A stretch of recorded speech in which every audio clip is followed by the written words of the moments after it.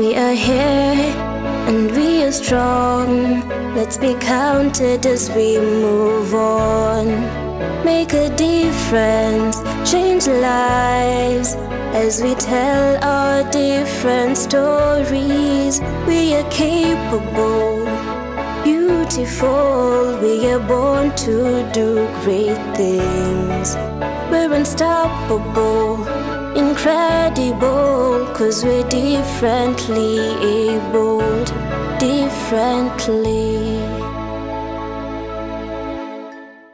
Hello and a warm welcome to Able Differently, a program where we take charge.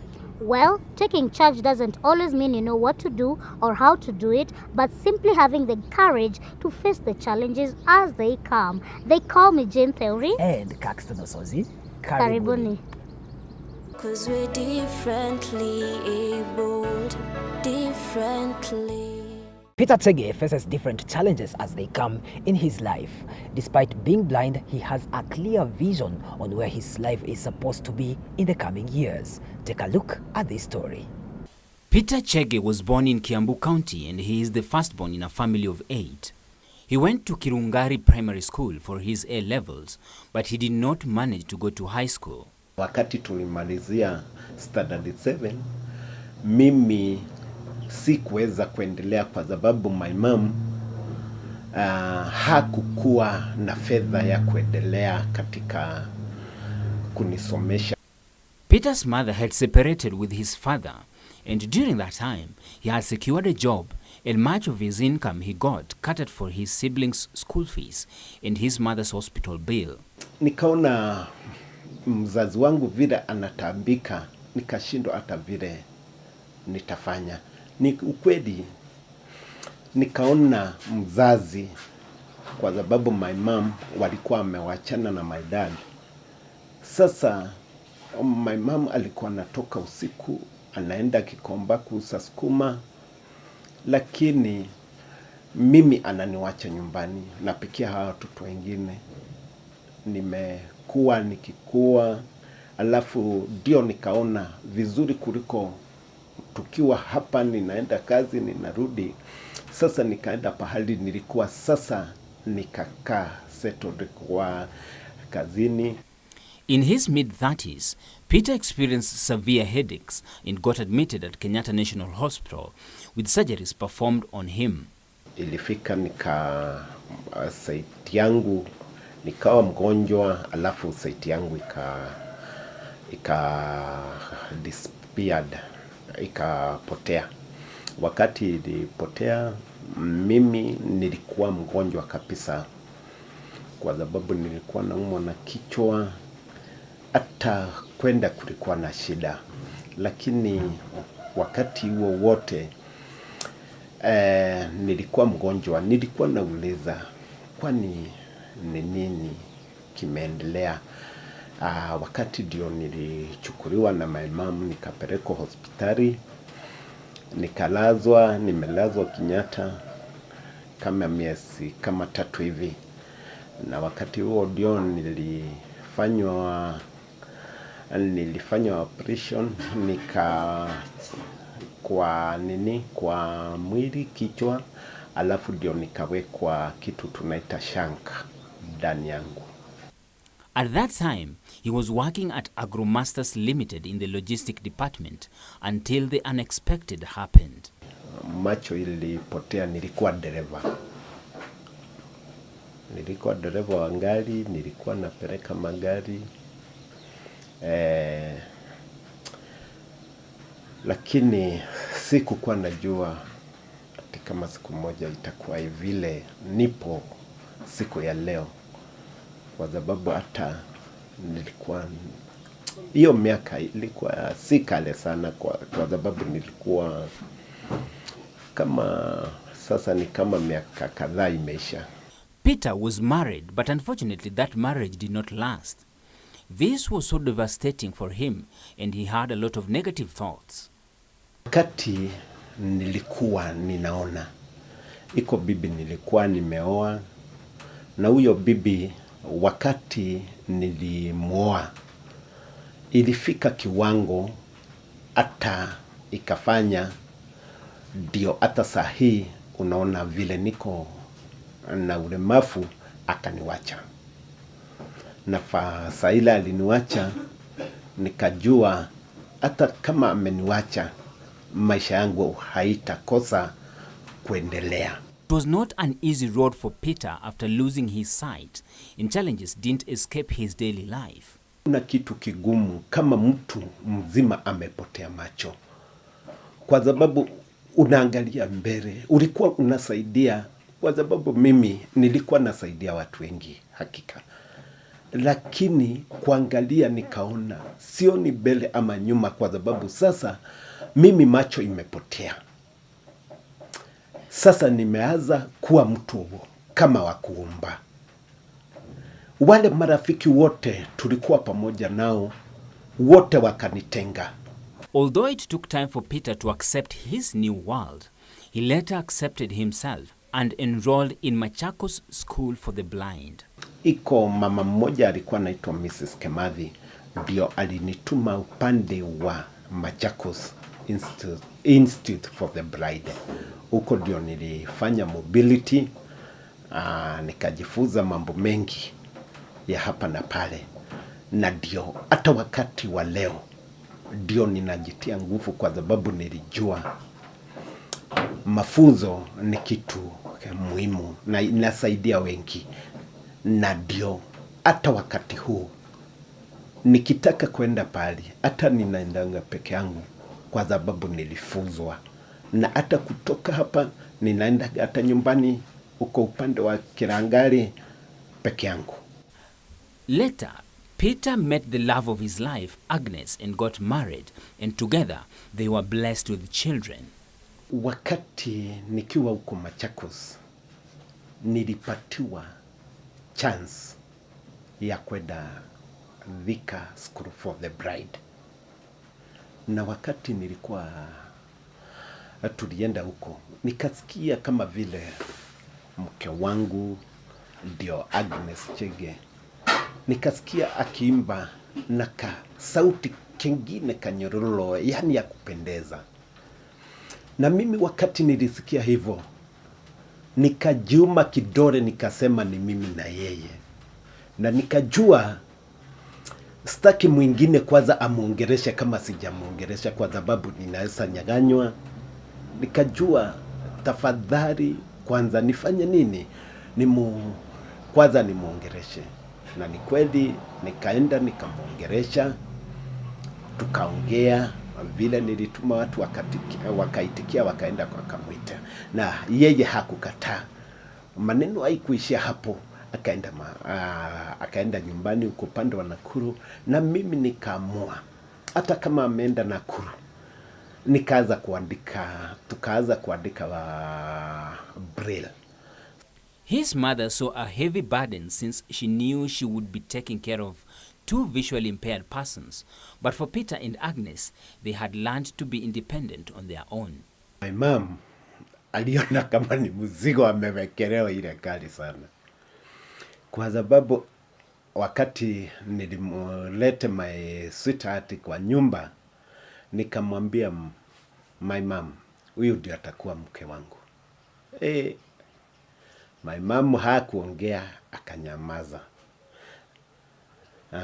Sasa tukakula tukakunywa, nikaona kama hakuitikia, nikamuuliza tena, my mom, huyu ndio mke wangu. Akaniambia, hapo siwezi ongea, labda muulize baba yetu yenyu. Na unajua baba yetu hawako pamoja na my mom. Peter shares with us what inspires him. Mimi tukiwa na my wife, tunaamkanga saa 9. Tunaomba, tunaambia Mungu atuonekanie. Na hakika tukiomba tunajua Mungu ana uwezo wa kila aina. Tena asubuhi lazima tusikie mahubiri katika redio. He didn't leave us without a word of advice to the community. Wewe ukiwa mlemavu pahali ulipo, hebu utie manani na usijidharau. Useme mimi kwa sababu sina bibi ama sina mume unajichukia. Jitie nguvu, siku moja utakuja kuuliza kwani ni aje, kwa sababu utakuwa mtu wa baraka hata kwingi. Now we take a short break. We'll be right back. 'Cause we're differently abled, differently. 'Cause we're differently abled, differently. Welcome back. If you have just joined us, you are watching Able Differently. In the spirit of creating awareness about deaf people, the Woodley Deaf community of Guadalupe Parish came out to do a community cleanup. Our team was there and compiled the following report for you. Take a look. The Woodley Deaf community, as is tradition that they make a difference each year, this time round they opted to do a cleanup in Kibera. The area assistant chief Nehemiah Omocha embraced this noble cause and also highlighted issues that needed attention. High production ya garbage because of our population inahitaji suluhisho, na hilo suluhisho tuko tukishirikiana litapatikana suluhisho. Kwa hivyo tunaomba njia nzuri ipatikane ya kuzoa takataka, na kuna mahali pengine gari haiwezi fika. Juzi nimekuwa na watu wa reli wananungunika sana, takataka inajaa kwa reli kwa sababu watu wetu hawana mahali ya kuweka takataka. The sub-county administrator, Mr. Henry Mumanyi, encouraged residents to take up the cleaning initiative seriously to keep the environment clean. We can change the story of Kibra. We are here to assist you change the story of Kibra. We are your daughters, we are your brothers, we are your fathers, we are your uncles. Maneno ya kutuona kama kanjo wakuja kusumbua, si hivyo. We are here to help each other and improve the lives of this area. The government was properly represented and they were here to give support towards the cleanup as well. We are encouraging communities, some sub-county officers to come up with their own partners to do their own cleanups, like the one we are having today. And I want to thank you very much for coming out. We've cleaned a very big area. Na kweli agree with Faiz, Kibra is just like any other place. You're very neat, you're very organized, and there is no reason that you should be looked down upon. Just come out, let us clean your areas. Mr. Frederick Otieno of the Woodley Deaf community was quite impressed about the turnout and welcomed the public to their free sign language classes being offered in the church. So today, the activity was cleaning the environment. I feel very good. The time I saw a lot of people, the deaf community, the public, everyone. Wangare Nyaga, a church member and a sign language student at Woodley, drew her interest in sign language from an encounter she had with her cousin. I remember there's a time we had a family meeting, or I actually visited the family, and I realized he's a boy, and I realized he was not happy because we could not communicate. So we kept scribbling notes. And then one time I went to church and had an announcement that they were going to start teaching for free. And I thought, why not join this, so at least I learned something different. Nyaga, whose interaction with the deaf community has positively changed her life, adding value and knowledge to her, took the opportunity to encourage the society to learn the language. I would actually also encourage them to learn the basic, the very basic sign language, because we have seen people who are hearing actually losing their hearing, and they end up becoming deaf. And therefore, you never know whether today it is them, tomorrow it could be you. Mr. Gabriel Sindani, a missionary from Congo, spoke to those parents hiding their children to bring them out and also encourage them to sign up for the classes at the church. Urge parents who have deaf children or relative or member of families who have deaf people, bring them out. Bring them here at Guadalupe Parish. Bring them at the Holy Basilica. We have deaf community to attend to the deaf people. Don't hide them.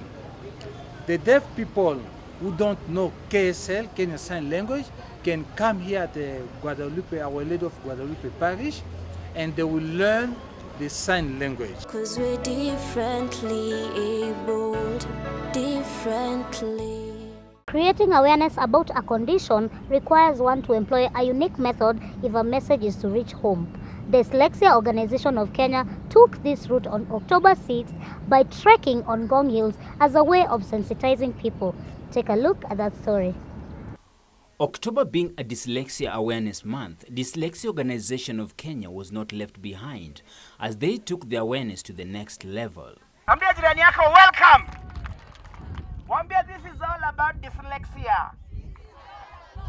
And it is all about learning differently. Ambia jirani yako, hey! I am not slow. I am just different. I learn differently. Ambia jirani yako, I am fearfully. Alafu jigonga kwa kifua, and wonderfully made. The organization mobilized parents and well-wishers for a hill trek at the Ngong Hills. There are many people doing many things. It was fun having the awareness on bringing people together, bringing parents together, and having fun to do a hill trek. It's unique. It's different from other events. We could just have a walk somewhere, but bringing people together, mobilizing people here. We had different people from different places. There are those who had come because they knew something about dyslexia. The exercise kicked off with tree planting to mark the presence of the people who had come to participate in the hill trek. We are doing this because we need to protect our environment. We are doing this because it is a command, one of the most important things that you can do and leave behind as a legacy on what the environment is.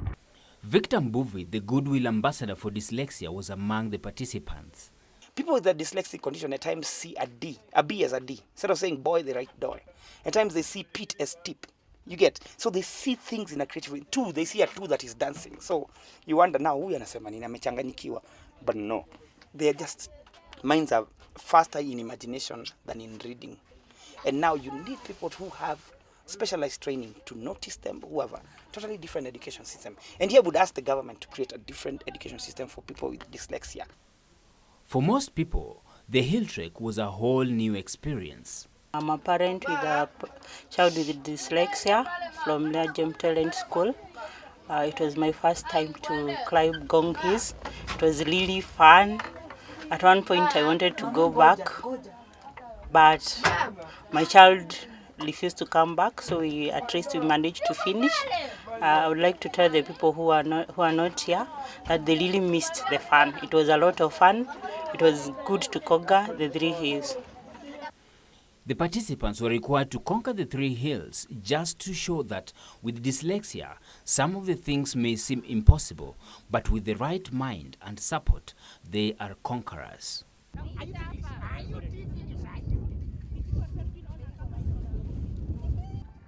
With in early identification, early intervention, this can at least be overcome, and that's why as Dyslexia Organization Kenya, we do this every year to make sure that awareness has reached everybody.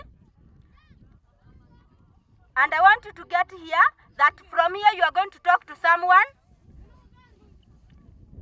who didn't know about it, so that the children will get help. As Phyllis said, we do assessment and we also train teachers. It was both fun and tiresome as both the young and old embarked on this exercise. So that's the awareness we're trying to raise. We're also trying to raise money to reach many other places. We've only done Nairobi, we've only done Kajiado, we've only done Kiambu. There are 47 counties in this land. There are very many towns in this land. There are very, very, very many schools. Kuna zingine ziko huko chini zile majina ujuangi Garbatula, Romoroti. Who has reached there to find out what can we do? And so we need strength. We need wings to fly. That's why I hooked up with Deno and we did a song called I Can Fly, so that we can get wings to fly to such places. Si ndege, namaanisha tupate msaada wa kupeleka hii message huko chini. Check for kids who are suffering not because they are daft, but they're suffering because they are intelligent in a different way. And bring them out and give them the specialized training. Even you, do you have somebody who's a neighbor or a classmate who seems to be out as far as classwork is concerned, but they're brilliant? They can't quite copy your notes properly, and you can't copy theirs too, because they write it differently. If they were the ones who are head of class, they'd say you're abnormal. So they're not abnormal. They may not be normal, they're probably supernormal. So you just need to give them a chance to do their thing. They have dreams, aspirations, goals. You've had the plethora of guys I mentioned in different art forms, in different intellectual quotients, so to speak. So that's what dyslexia is all about. That's what the Hill Trek is all about. Let us take a look at the UN Convention on the Rights of Persons with Disabilities. Article 6 of the UN Convention states that state parties recognize that women and girls with disabilities are subject to multiple discrimination, and in this regard shall take measures to ensure the full and equal enjoyment by them of all human rights and fundamental freedoms. In the quote of the day, we look at the saying that goes, if you think you can or you cannot, then you are right. What's your take on that, Caxton? Exactly, Jenny. What I'm thinking is, whatever a man does is just in the mind. True. And the Bible says that what a man thinketh, so he becomes. Like whatever you do is in the mind. If you think you can, then you can do anything. If you think you cannot, then you can't do anything. So, simply put, we are guided by whatever we think or whatever we confess by our mouth. Precisely. So go for it. Don't be limited by your thoughts or your words. Yeah. That's where we come to the end of the program. Thank you for keeping us company here on Able Differently. Remember to follow us on our Facebook page, that is Able Differently. I'm your host, Jen Theory. And me, Caxton Osozi. Goodbye.